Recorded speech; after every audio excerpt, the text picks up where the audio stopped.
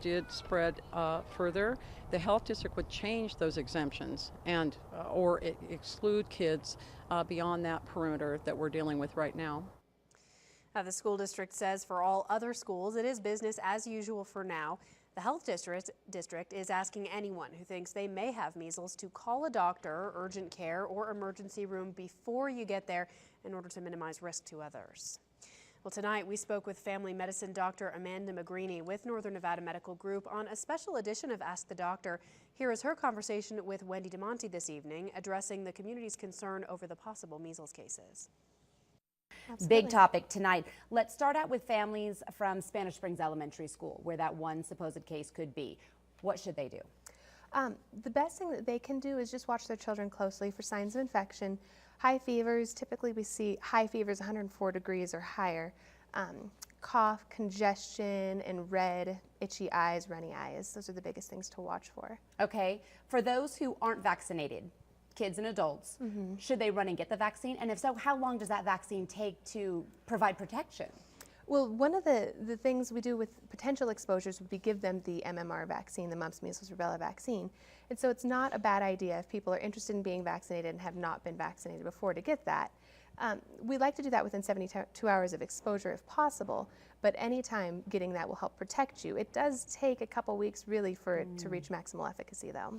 A lot of adults have Facebook questioned me saying, hey, I got this shot back in the 60s, 70s, 80s. Right. Do all of us need to get a booster shot?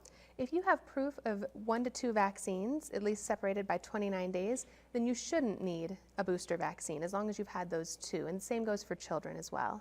Okay. How about children who are too young to have gotten that booster but have the first shot? What about them? So those children are mostly protected. Greater than 90% are protected with the first dose. We do the second dose at the age of 4 to 5 just to help boost and get that extra couple percent of kids protected. If you've had the measles as a child or adult, can you get it again? Typically, no. Those antibodies last a lifetime. There are other medical conditions that can predispose you to getting them again, but that's something that you should definitely talk to your doctor about. Okay. How long does measles survive on a surface? 2 hours. Okay. What is the first sign to look for? You touched on that briefly, but let's do it quickly again. Sure. So high fevers, okay, greater than 104 degrees, okay, cough, congestion, and red, runny eyes. The rash doesn't really start until 3 to 5 days into the illness, and the infection or the most infectious period starts as soon as the symptoms start, sometimes even before. So that's why it's dangerous, because it can just look like the flu or a bad cold. Yeah, yep. Okay, and really quickly, what is the treatment like? Suppose you have it in your family, then what? Sure, yeah, that's the big problem is it's a virus, there's not a lot of good treatment. And people who are most susceptible to having severe illness, so young children, people who are immune compromised, then typically will do the MMR vaccine if they haven't had it, and there are immune globulins that they can get, but it's really just supportive care. For how long do you think it would last? 7 to 10 days, up to 2 weeks. Being sick. Yeah. Oh my gosh. All right, we so appreciate it. Yeah, thank you so absolutely. much. And for even more on the measles and what you can do to keep yourself and your family safe, we've set up a banner on our homepage at KTVN.com. And please keep it here on Channel 2 News on the air, online, and on Facebook and Twitter for continuing coverage of the measles scare in Northern Nevada.